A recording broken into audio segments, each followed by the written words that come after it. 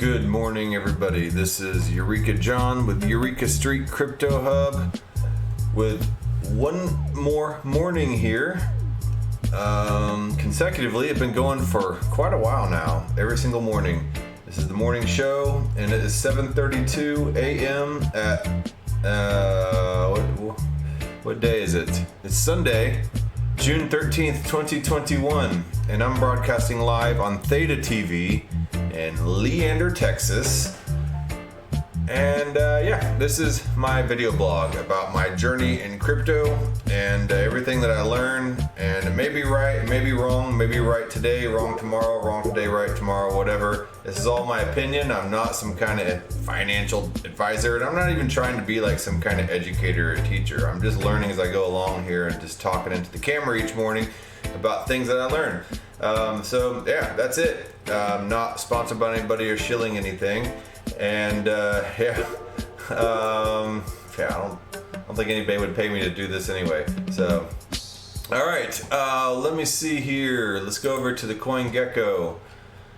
Let me refresh this page. And I have a Telegram group I started, and right now there's 3 people in it. So it's kind of not a whole lot of action going on there, but you can in my YouTube channel, in my about part, you can find that Telegram invite link, and also on Theta TV here, it's down in the little video description for today.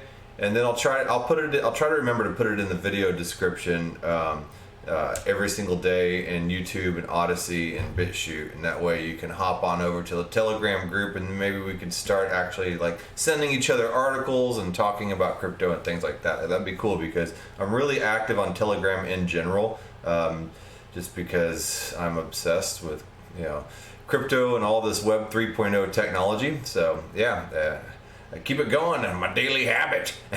Let's see here. Bitcoin, $36,026.67. Ethereum, $2,371.78.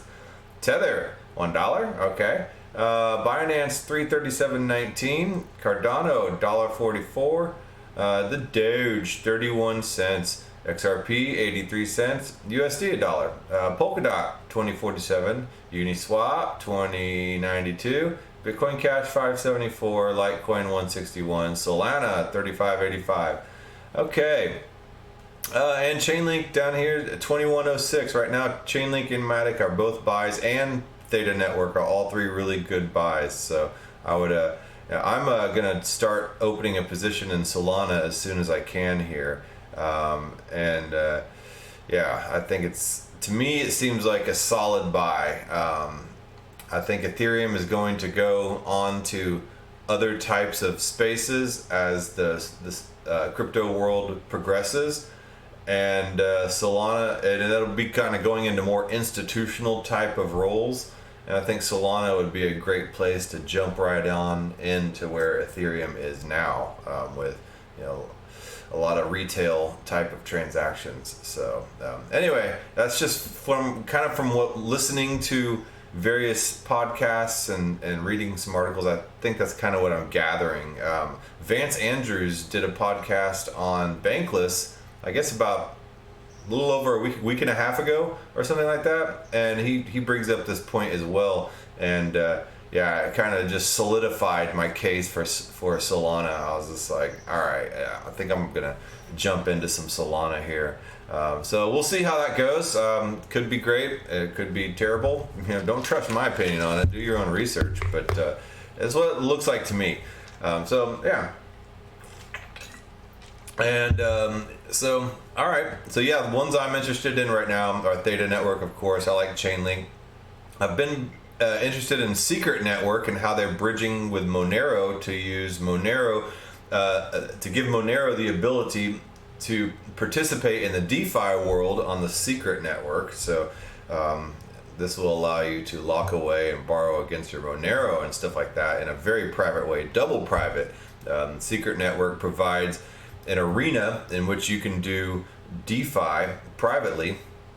And then if you bring Monero into that DeFi world, it's like double privacy right there. So anyway, So let's go to an article. I talked a few days ago, earlier this week, about this article here, The True Power of Composability. And I thought it was a great article. I really like this guy, Jimmy Chang. I followed him, and he seems to be a good author and writes on a lot of topics. He writes for CoinMonks. And he explained composability here, which is basically monetary Legos. And you have all these dApps being built on Ethereum, like Aave. And then Yearn is a really good example, because Yearn Finance uses other different DeFi lending protocols like Aave and Compound and stuff like that, and it moves your money around automatically when you lock your money in Yearn to constantly find the best APY. And then so that is composability, is the ability in the space to use tons of other different applications to come up with a result, and do so in a free-form, interoperable way. I mean, in a way, Uber is kind of interoperable in the fact that it uses several different apps to get accomplish what it's doing. Like, for instance, it uses a GPS app, it uses a payment app, it uses a profile type of app, a social profile app. So it uses all those apps to accomplish this ride service type of app. So that is composability. So DeFi, Layer 1 Ethereum provides tons of composability, and that's a huge plus for DeFi right now. However, I got a little, I got down the rabbit hole, and I was like, oh my God, DeFi is the best thing in the world. There's a little concept about if Uber, Lyft, and DoorDash were all to be able to work together from the same pool, that from some other app that could use all these apps as kind of the best aggregated service to find you the quickest ride, then that's composability. And he talks about Yearn here, and then he goes on and talks about Alchemix, and I still have yet to jump into Alchemix, but I want to jump into Alchemix as well, and I can't even begin to explain it, but it's all mind-blowing stuff. But I was super sold on composability, and just like, bam, eureka moment once I learned exactly what composability is. I have this channel. It's called Eureka Street Crypto Hub, and yes, Eureka means literally in ancient Greek, I found it. Eureka, eurekos, to be found, to find something, stuff like that. So, and then I also first learned about crypto when I lived on Eureka Street as well, and that logo with the little street sign, that's that's Eureka, and that's where I lived. So it has a lot of personal connotations, and then the whole idea about Elmer Fudd finding the gold, holding his teeth, the Eureka, I found gold at last. That's also kind of in it as well. But I'm constantly having these Eureka moments whenever I'm studying this crypto stuff of like, oh my God, some kind of mind-blowing revelation, and it's kind of like a rebirth every single day. And to me, if you're not being reborn daily, then you're in the process of dying. So I think we constantly need to study and learn, and whether that be physically, mentally, or spiritually, constantly learn and not put things in our body or in our souls that will to inhibit or stop that process. So that's constantly give yourself these eureka moments, and this composability issue was a total eureka moment for me, using these DeFi Legos. What's up, Blamby? Me too. You too to what? I'm going to gift you a little item because they give us things to gift. I don't think I've seen you on here before, so welcome. I appreciate you jumping on. Let's see here. Let's go back to this other article that he read after I read this composability article. Layer 2 won't save Ethereum. So he's talking about the issue of composability. What I just told you, you can take these DeFi Lego blocks and constant eureka moments studying crypto. That's what Blamby meant. Yes, you're having total constant eureka moments, and it's almost a religious experience. Being born again. Maybe that's what they're talking about. I don't know. Or originally. Layer 2 will save Ethereum. Layer 2 scaling solutions have come to the day from these terrible gas fees with the hope that their rollouts will solve the network congestion issue forever. Since Ethereum has been suffering from high gas fees due to an overload of its network, many have claimed that Layer 2s will be the end-all be-all, the silver bullet that fixes Ethereum's pesky gas problem forever. So if you don't know, Layer 1 Ethereum is a blockchain and it allows smart contracts to be built on top of it. So a smart contract is anything that it's a piece of code that waits for input, and then once it gets the right input, then a result will be triggered and something else will happen. It's a smart contract, and a lot of these finance apps are built with smart contracts built on top of them. For instance, if you lock up your crypto and borrow against it, they have a liquidation function, and if that crypto that is locked up drops in value to a certain extent, the smart contract triggers and your loan gets liquidated. That's not necessarily a fun example, but it's an example, and it does it automatically without human intervention. But the problem is Ethereum is built in a way that was not scaled in a way that it expected, millions of people to be using it and billions of dollars to be transacting across it. So it's not really scaled. It's built on a system where in order to get your transaction done, it's kind of an auction system in which the highest bidder gets their transaction done the fast. And that's great if you only have a few thousand people using it. But once you get to millions of people using it, then the auction gas fees, the meme pool, the waiting area for these transactions to be added to the block by the miners gets so large that the transactions get super huge, and the gas fees, in order to be able to get on that block, that it eliminates the little guy being able to do anything.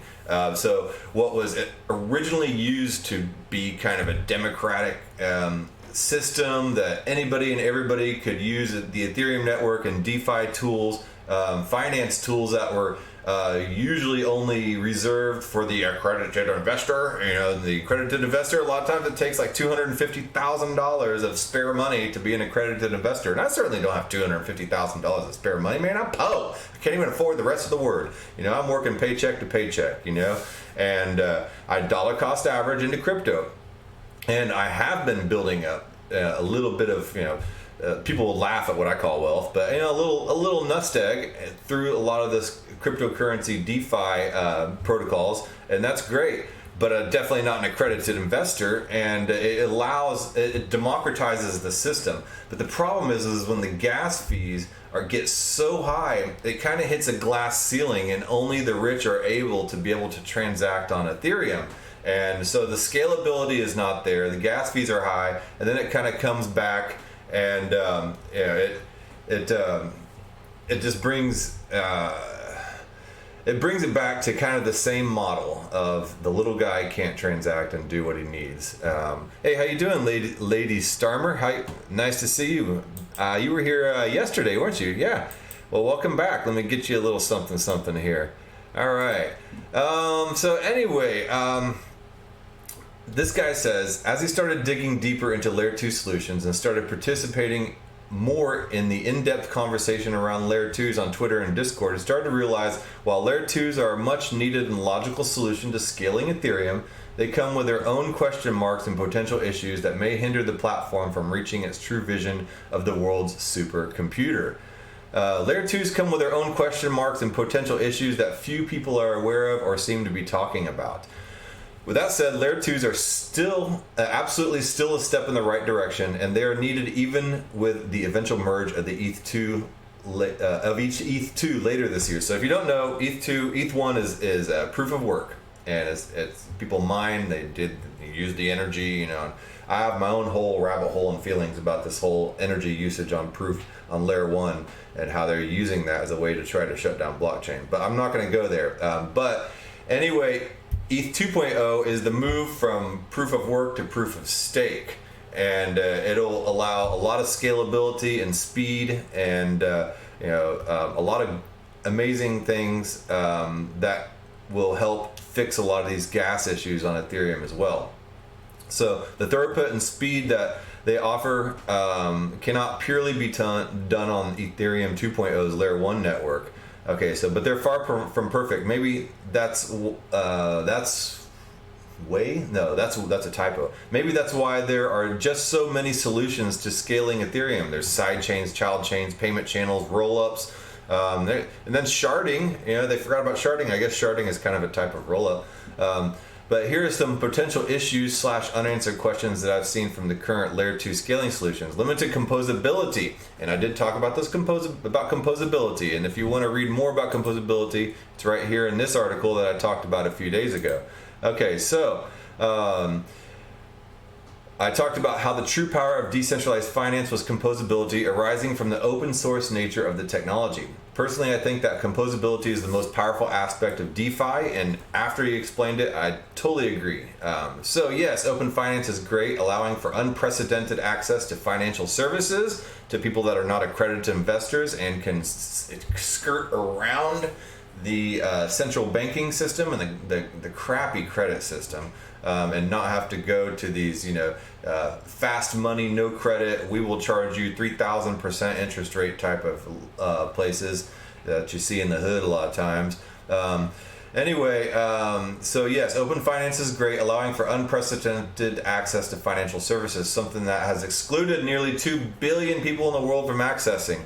And it's also great that from the first time since Web 2.0, individuals are taking back control of their finances, their data, their possessions from intermediaries like Facebook and banks, etc. But for me, the added layer of composability really takes the cake. It creates brand new, never before seen financial products that can change the way we view finances. And it certainly changed the way that I view finance. I used to think finance was just for stuff coats, just suit and tie guys, American Psycho type of people, pop in Phil Collins and be dancing around while he kills hookers. So that was my impression of people in finance. And then one time a big finance firm set up a tent at South by Southwest in Austin, and I went in there, and God, man, he's just walking, and he's like, dude, what do these people talk about? So this has all brought that world to me in a way that I can understand. Let's see here. And then here's this video about alchemy. Okay, so unfortunately, composability may be limited or gone completely with the implementation of Layer 2s because Layer 2s currently do not interoperate with one another. Said another way, dApps on Layer 2, like on Matic, on Loopring, Arbitrum's coming out and going to open up its park with a bunch of dApps so the retail person can come in. But those dApps do not interoperate with one another. So you can't get a dApp on Matic and then Loopring. You can't trade those two back and forth with each other. You can't get them to talk to each other. In Layer 1, a single transaction can interact with multiple DeFi protocols to create a brand new financial product. On Layer 2, that transaction can only interact with the DeFi protocols that exist on its own chain. So let's say that Aave is only available on Polygon, and Uniswap's only available on Optimism. And we wouldn't be able to compose one transaction that calls both the Aave and Uniswap's smart contracts, so you can't get them to talk to each other. On the Layer 2, you can't use Uniswap with Aave. On Layer 1, you can. You can't do it on Layer 2. And as a result of this fragmentation, composability is limited, and thus the magic of DeFi is limited drastically. Wow. It can be remediated by an interoperable layer like Polygon that's seeking to connect all the Layer 2 solutions in a standard framework. However, it's going to be a long journey and to get all the solutions to build according to Polygon's standards and platform. I wonder if Chainlink's involved in that somehow. I think Chainlink is involved with Polygon, and I know Chainlink's involved with Arbitrum. So it might be a good thing to look into if you're into Chainlink, to see how Chainlink can be involved in all these Layer 2 solutions, maybe possibly creating interoperable bridges with one another. I don't know. But another issue from the fragmentation of dApps on different Layer 2 chains is their associated liquidity is split up as well. Liquidity is incredibly important in any financial market, as it provides a healthy market in which buyers and sellers can meet in the open market and exchange goods with compromising too much on the bid-ask price and without causing crazy volatility in the price. Currently, all this liquidity exists on Ethereum, which provides for a healthy and deeply liquid market for all the financial products and tokens on the platform. With a move to L2s, we'll see the existing liquidity being split across the Ethereum Layer 1 and the different scaling solutions, instead of having all the liquidity available on Ethereum. Okay, so it's kind of like a bunch of vampire attacks. You know, you take all these people on Ethereum trying to do DeFi, and then if you split it up into a bunch of L2 solutions, then all this liquidity is moving off of Ethereum and being compartmentalized into all these different layer 2 solutions that can't interoperate with each other. And it's kind of like a vampire attack on all the liquidity on Ethereum layer 1, because it's all just moving into separate little rooms. It's like if you have a party in a huge open arena, and then everybody's having a really good time or whatever, and then suddenly somebody comes in and says that everybody all needs to go to individual little side rooms and have their own little parties in there. Then that makes the party on layer 1 in that big arena not so fun anymore, because there's not as many people in there, or to some people that would be fun. And then the third problem here is onboarding and offboarding friction, because we're approaching an end state of a multi-chain layer 2 world on top of Ethereum. There's going to be serious friction moving between each layer 2 in order to interact with DeFi. We'll see a lot of bridges between the L2, and I expect right now there will be a lot of bridges being formed. And like I mentioned earlier about Chainlink, I wonder how Chainlink is going to partake in that, of this bridge building between all these layer 2s. So it's a huge open field for developers of anybody trying to solve problems right now. So if you're involved in any type of hackathon or anything like that, layer 2 bridges would probably be a really good project for you to start examining and possibly thinking of ideas of how different layer 2 protocols could interoperate with one another, or maybe find some kind of solution where all layer 2 protocols could interact on a common, it kind of sounds a little bit like Quant Network to me with what it's doing with layer 1 blockchains, but maybe this same concept as an overledger, and the same concept could probably be applied to layer 2 solutions as well.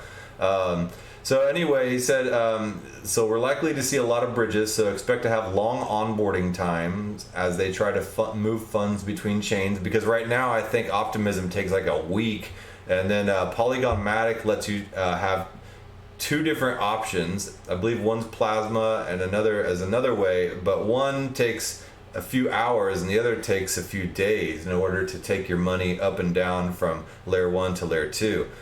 So it's pretty slow.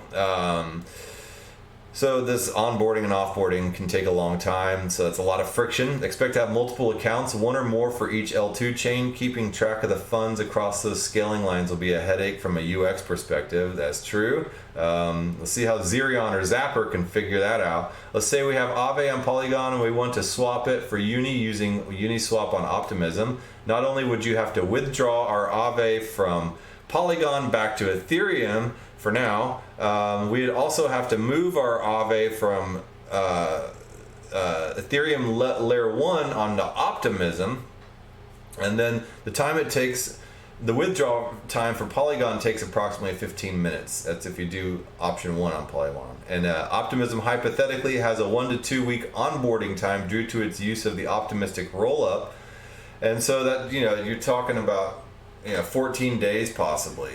So yeah, I got mad at Dharma one time too, because they held my funds for like 14 days before I could even use it, and then when I decided I wanted to offboard it and didn't want to use that app, it took like another 14 days to get back to my wallet. So yeah.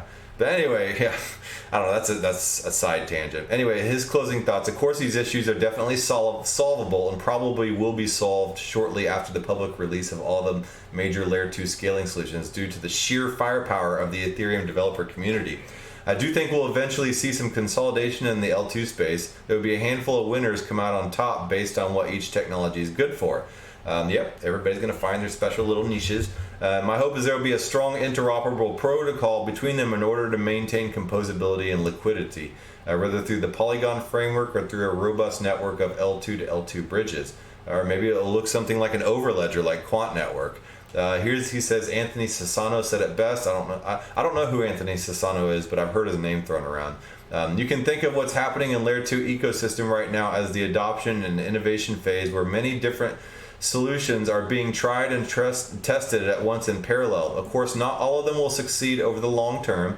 Ultimately, I don't think there will be just one solution that wins the scalability wars. As I said, each scalability solution comes with its own trade-offs, trust assumptions, and general strengths and weaknesses. Some are really good for payments, some allow for EVM compatibility, and some offer greater scalability at the cost of decentralization.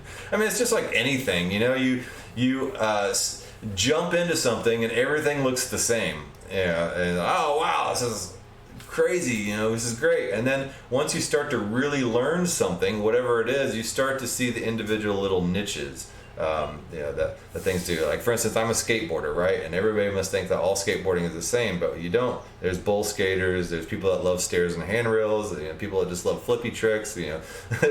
So you start to see the little niches, you know, and that's it with anything in life on a macro scale. So yeah, good article. Like I said, I'm finding authors that I really like and that I like to follow and that makes sense to me.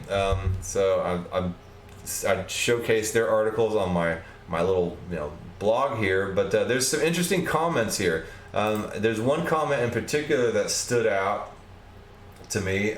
Some people were nice, some people were not so nice. This dude kind of wrote a rebuttal to what he's saying, and it made a lot of sense. It got like 51 claps here. But he says, on one level, there's so much to take apart here. Scalability, composability, liquidity, Aave, Polygon, Layer 1, Layer 2, Optimism, and so forth. However, I recall in my naive phase of blockchain enthusiasm, and I might be there now, being thrilled by accelerating proliferation of whole architectures and new evolutions and revolutions as solutions to one thing, scaling.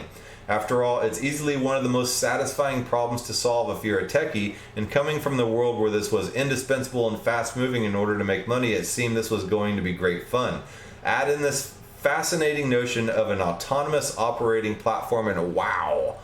12 years ago, the decentralization revolution, and not 12 years into the decentralization revolution after Bitcoin was invented, and not much has changed. Ultimately, the mandates around conforming to this supposed good have entirely frustrated and failed time and again. The possibility of any of this going anywhere in any significant fashion is pretty much finished. Wow, that's pretty pessimistic.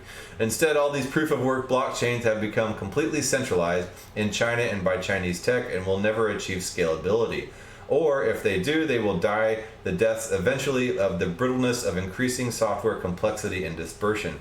The oddly and contradictory beliefs animating this movement, pick one or all, are 1. Undermining Western liberal democratic control of finance, and 2. Bridging financial products to people in countries where barter is more the norm and the chief beneficiaries are DeFi are the corrupt autocrats and their friends and families who own all the infrastructure that would supposedly benefit the masses they keep subjugated. Yes, those poor people need something like a cheap Visa card. All this, and then number 3, all this will happen in spite of the fact that China can shut the whole project off the minute it sees project number 1 nearing ripeness. Then he goes to criticize CoinMonks. CoinMonks, it's a good name for a group that sees itself on a zealous mission to bring the word to the world, and the parallel to greater and more obscure exegesis, technical rather than biblical, and completes the picture. Is this a religious order and just one among many other cults in the crypto space? And then he said, feel free if you'd like to respond the full details and discuss debate empirically. So anybody want to reply to this guy? Interesting stuff.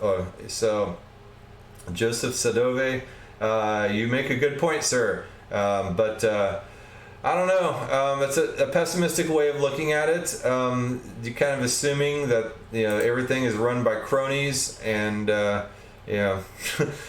Lady Stormer says, "Well, damn." No, don't let that dude be a wet blanket.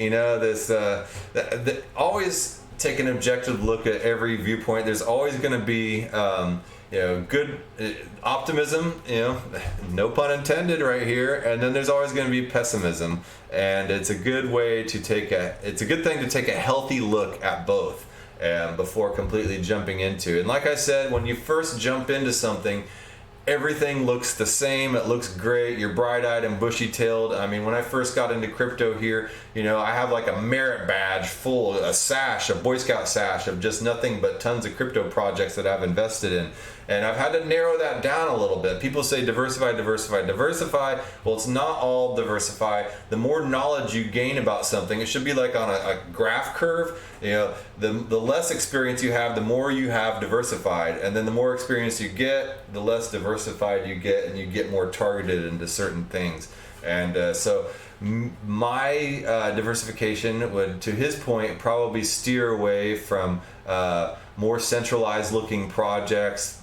Probably, I don't want to be exclusive and say, you know, that Chinese people can't have, you know, very democratic projects. I think that's kind of a sweeping generalization right there. But you know, yeah. So anyway, that's just I found the article interesting, and I hope you guys did too. And this whole concept of composability that I thought was the most amazing thing in the world yesterday or a couple days ago now has a few wrenches in it and some problems that need to be fixed. But you know what?